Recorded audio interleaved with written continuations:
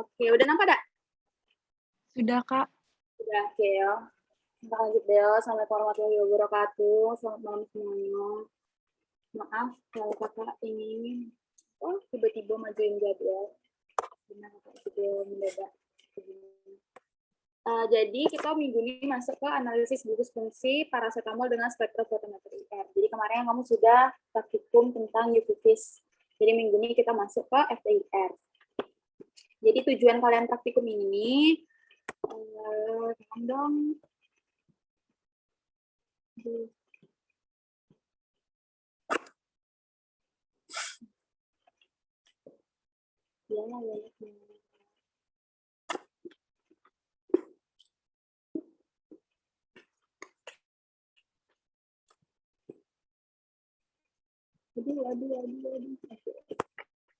Jadi tujuan kita praktikum, maaf ada anak ini ya, jember. Jadi tujuan kita percobaan ketiga ini kita bertujuan yang pertama itu kita mengetahui cara pengoperasian spektrofotometer IR. Lalu yang kedua kita dapat menganalisis gugus fungsi paracetamol dengan spektrofotometer IR.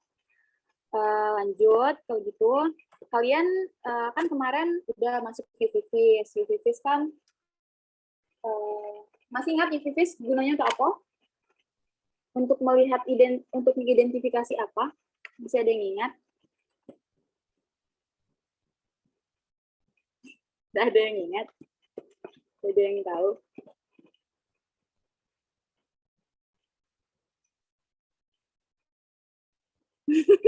Serius ada yang tahu? Untuk menghitung gugus fungsi, Kak? Itu IR sayangku. IR untuk melihat gugus fungsi.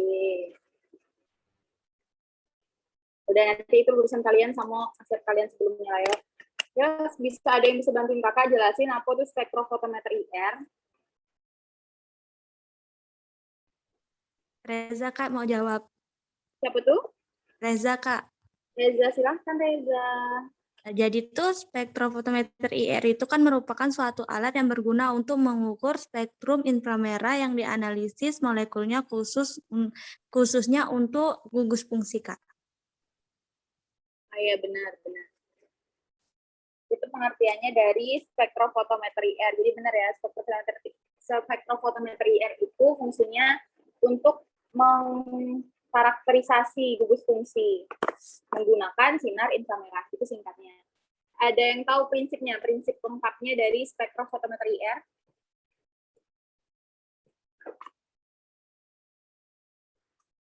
Nggak ada yang tahu, Gilang apa geleng-geleng? Gilang tahu? Kalian udah jawab soal pretest kan? Tahu? Tidak. Izin jawab, Kak. Siapa tuh? Sebut nama dong. Angelika. Siapa? Angelika. Silakan Anjeli. Prinsip kerja dari spektrometer IR itu bila suatu senyawa diradiasikan menjadi sinar inframerah, maka sebagian sinar akan diserap oleh senyawa. Nah, sedangkan yang lainnya akan diteruskan. Dah, itu BK. Benar ya, jadi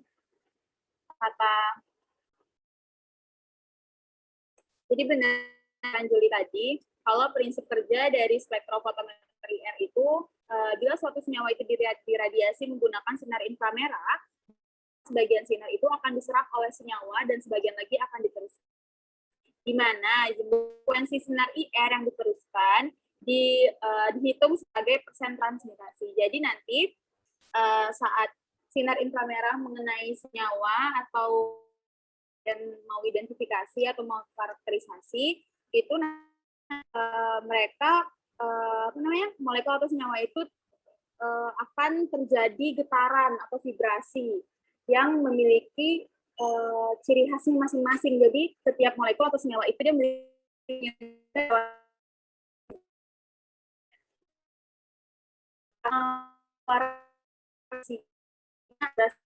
sesuai gitu. Terus ada yang tahu nggak di sini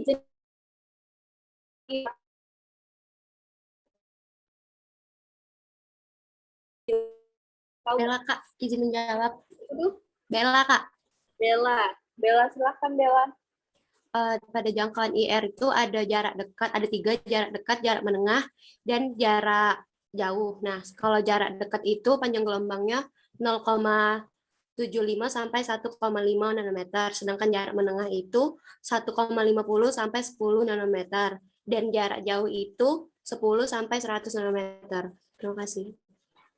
Oke, benar. Jadi yang dibilang Bella tadi udah kurang lebih benar ya. Di IR itu ada 3 jangkauannya. Ada jangkauan jarak dekat, jarak pertengahan, dan juga jarak jauh.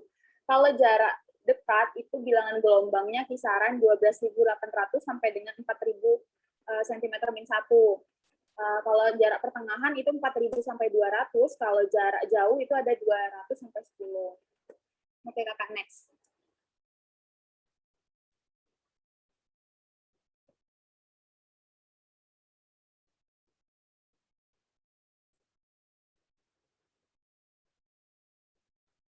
Ada yang bisa Kak bantu Kakak jelasin instrumen IR serta fungsinya dari sinar datang sampai keluar spektrum? Ada yang bisa bantu Kakak? Maksudnya gimana, Kak? Siapa Gilang? Gilang mau jawab? Enggak, Kak, maksudnya jelasin ini ya, kayak misalnya dari sumber sinarnya terus dipantulin Ya, gitu ke iya. sampel. Apa, terus ada reference sampel, ada chopper, itu jelasin satu-satu. Ada yang bisa? Nggak bisa. Kan kalian jawab bisa copy test.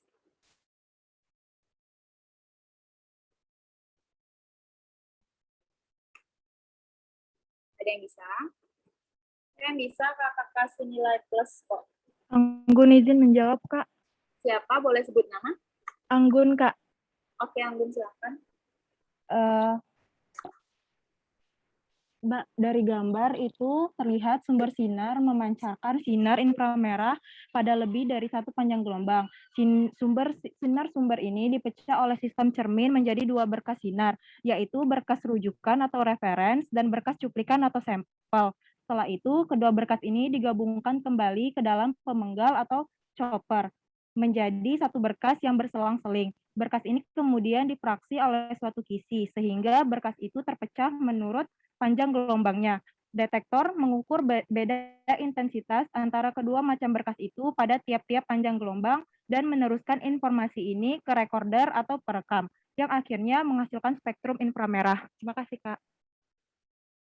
Udah? Segitu aja? Iya, Kak. Sudah, Kak. Oke. Jadi, kedengaran nggak sih suara kakak tanpa kakak mungkin-mungkin tuh? Dengar, Kak. Dengaran, Kak. Benar, Kak. Jadi benar ya tadi yang udah dibilang Anggun. Jadi kalau di spektrofotometer IR tuh ada sumber sinar, ada sumber sinar inframerah, terus ada tempat referensnya atau larutan bakunya, ada tempat sampel, ada chopper, ada monochromator, ada detektor, recorder, dan baru keluar dalam bentuk spektrum.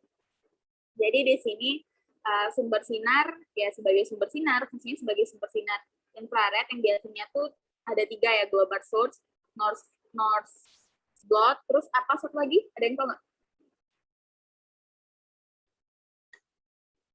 Ada global source, north blot, terus satu lagi? Kawat nikrom, Kak. Terus sekarang, terus sinarnya itu bakal diterusin melewati sampel kompartemen atau tempat sampel. Terus juga melewati referensi atau larutan baku.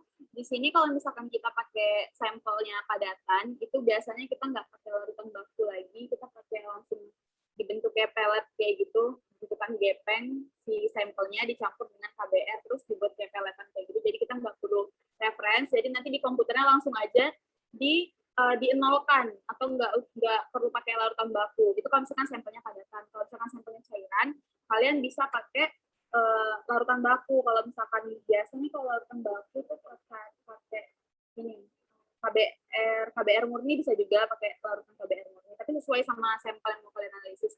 Terus dari sumber sinar kan dilewatin ke sampel kompartemen atau wadah sampel, terus diteruskan lagi ke chopper. Di sini chopper itu fungsinya untuk memantulkan sinar, kemudian bakal diterusin lagi ke monokromator. Nah, di sini monokromatornya berfungsi untuk menyeleksi panjang gelombang pada sampel yang akan kita analisis, sehingga dia akan masuk dan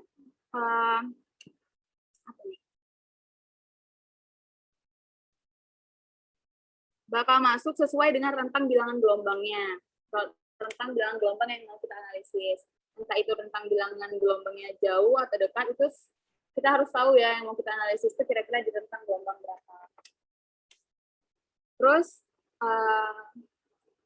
baru di soal pretest kemarin kakak ada ngasih ini kan, ngasih soal kenapa monokromator UV vis itu di depan sedangkan IR di belakang. Ada yang bisa jawab nggak itu kenapa? Izin jawab, Kak. Siapa tuh?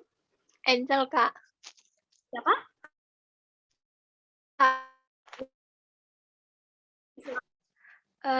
Kenapa berbeda? Nah, pada monokromator tuh letaknya kan di depan atau di sebelum sampel. Nah, itu dikarenakan sumber cahayanya kan udah menyebar, Kak. Jadi cahaya tersebut yang diubah menjadi satu cahaya atau monokromatis. Sedangkan pada IR monokromator kan terletak di belakang atau setelah sampel. Nah, itu kan karena sumber cahaya dari IR ini kan udah satu gitu, Kak. Tidak menyebar, makanya monokromatornya terletak di belakang. Nah, monokromator di situ tuh berfungsi sebagai pemantulan cahaya dari sumber sinar ke sampel agar sampai ke detektor, Kak.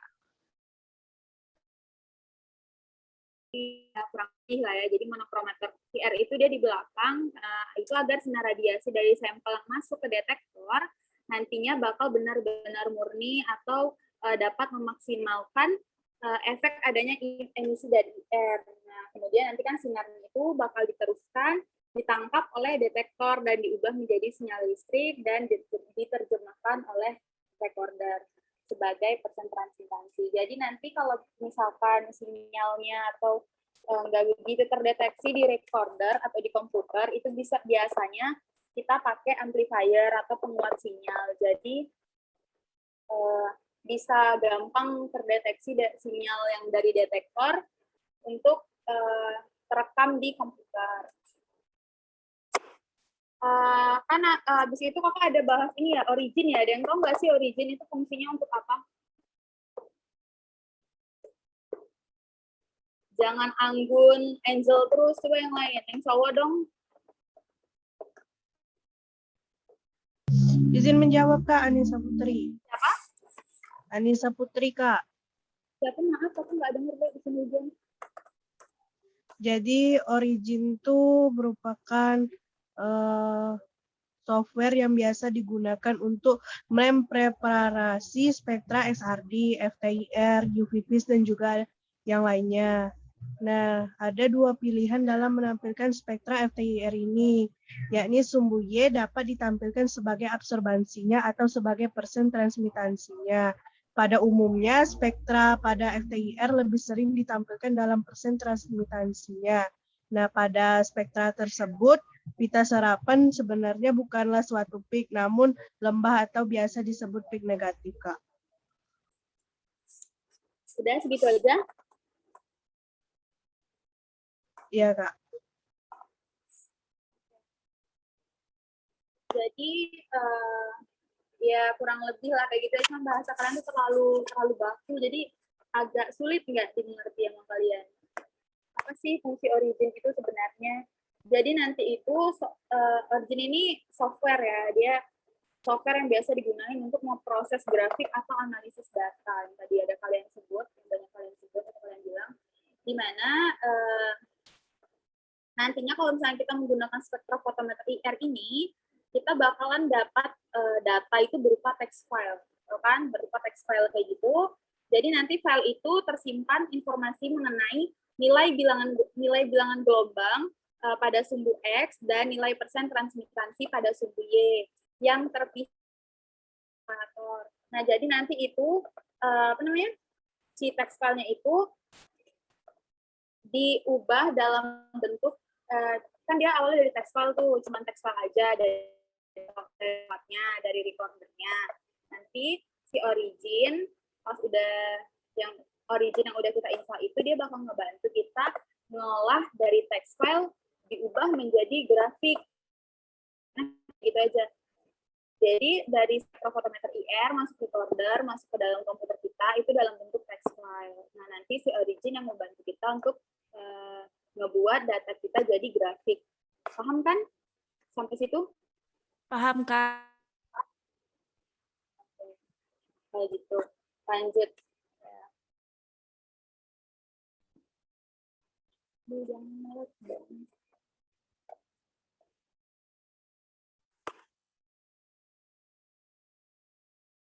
Nah, lanjut ke jenis vibrasi serapan IR.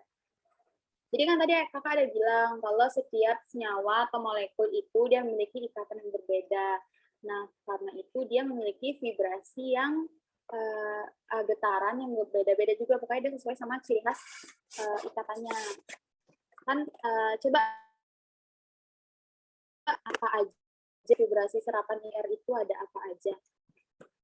Izin jawab, Kak. Mau Lina? Mau jawab? Iya, Kak. Jadi vibrasi untuk serapan IR itu ada dua, vibrasi ulur dan vibrasi tekuk. Bisa dijelasin gimana sih vibrasi ulur, gimana sih vibrasi tekuk, itu yang kayak gimana sih? Vibrasi ulur atom yang teratur sepanjang sumbu ikatan antara dua atom, sehingga jarak antara atom dapat bertambah atau berkurang. Seperti yang ini ada dua, yaitu yang regangan simetri dan regangan asimetri. Terus untuk yang vibrasi selanjutnya, vibrasi tekuk itu pergerakan atom yang menyebabkan perubahan sudut ikatan antara dua ikatan atau pergerakan dari atom terhadap atom lainnya.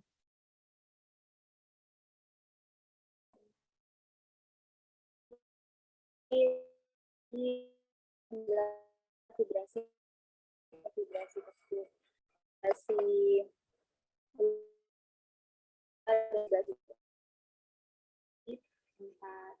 di sini ada macam-macam gerakannya. Kalau misalkan yang simetri itu kan dia cara bidang datar ya.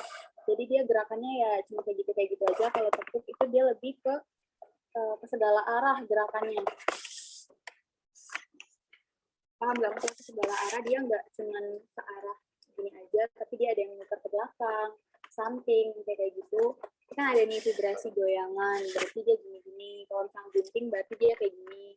Terus kalau misalkan dia kibasan, berarti dia kayak gini getarannya. Terus kalau misalkan vibrasi, apa ini? Apa yang terakhir? Pelintiran. Itu kayak gini. Jadi tolong kalian tahu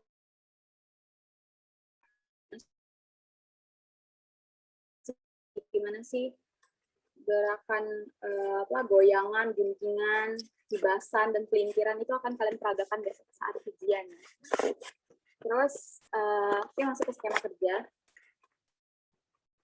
Maaf ya kalau kakak ngebut, tapi kalau misalnya kalian nggak ngerti sama penjelasan kakak yang sekilas nih, kalian boleh PC kakak langsung tanya kakak, boleh langsung. Misalkan, Kak, tadi kami tidak ngerti di bagian sini, bisa kalian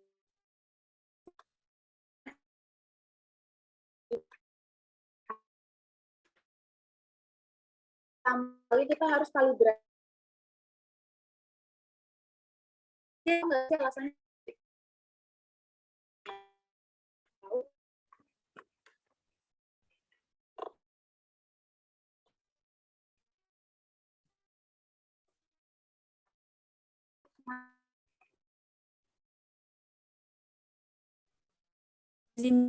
Reza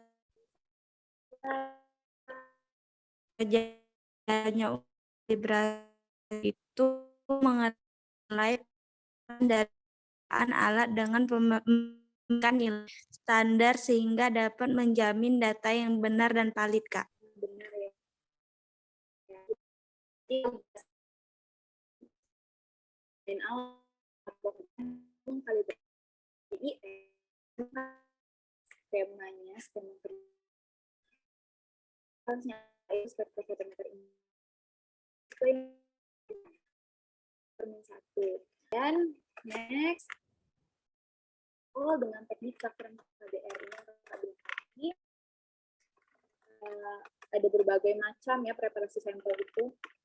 Nanti bakal Kak tanyain nanti di WA mungkin. Yang pertama kita harus gerus dan campur 0,5 sampai 1 mg paracetamol dengan 10 sampai 200 mg KBR kering dengan lumping agat atau vibrating ball mill hingga benar-benar homogen. Kemudian masukkan campuran tersebut ke dalam pencetak khusus menggunakan spatula mikro. Kemudian hubungkan pencetak dengan hand press.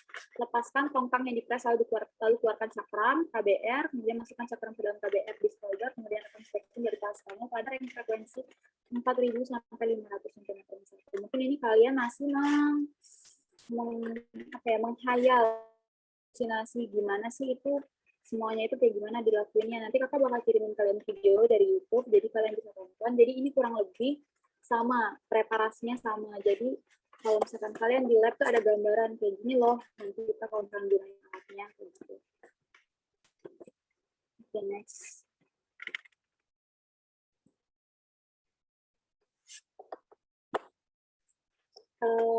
Ini identifikasi gugus fungsi. Jadi nanti dari spektrum IR yang dihasilkan itu kita dapat menetapkan gugus fungsi yang terdapat pada senyawa paracetamol dengan melihat pada pola serapan yang dihasilkan dan membandingkan harga frekuensi yang diperoleh dengan data yang ada di tabel. Kemudian diinterpretasikan data tersebut secara hati-hati dan terintegrasi hingga area sidik jari. Jika perlu, pilih menu data interpretation yang ada dalam software untuk memudahkan interpretasi. Jadi ini nanti pengolahannya di komputer. Nanti dari situ kalian baru bisa melihat di panjang terdeteksi gugus fungsi apa aja sih nih nanti di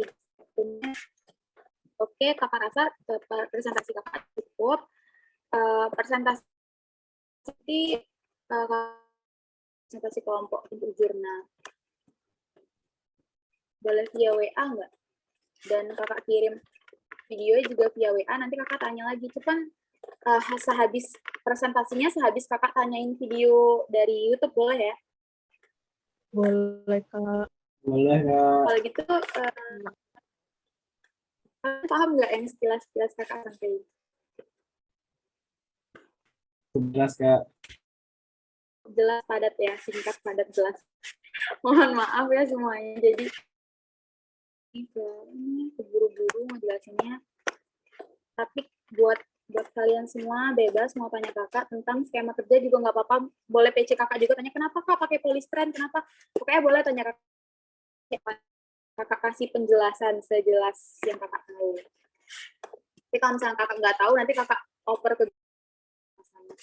Jadi Zoom-nya boleh kakak akhiri ya semuanya. Nanti kita lanjut ke WA. Jadi kakak harap semuanya di WA langsung di-read, jangan jangan kalian kita pindah ke WA, tapi kalian mungkin malah keluar atau kemana, dateng acara, jangan ya. Nanti kakak bakal lihat siapa yang mesin, dan kakak harap semuanya nanti tetap fokus dan ngejawab pertanyaan kakak dengan sama. Oke. Kalau gitu Zoom-nya boleh kakak akhiri sekarang. Boleh, Kak. Oke, kalau gitu sekian dulu. Kalau ada kakak salah-salah kata, kakak akhiri. Wabillahi taufiq wal hidayah. Wassalamualaikum. Waalaikumsalam warahmatullahi wabarakatuh. Terima kasih, Kak. Senang kan Gilang sebentar praktikumnya? Oke, baru kita lanjut ke WA ya. Silahkan leave Zoom.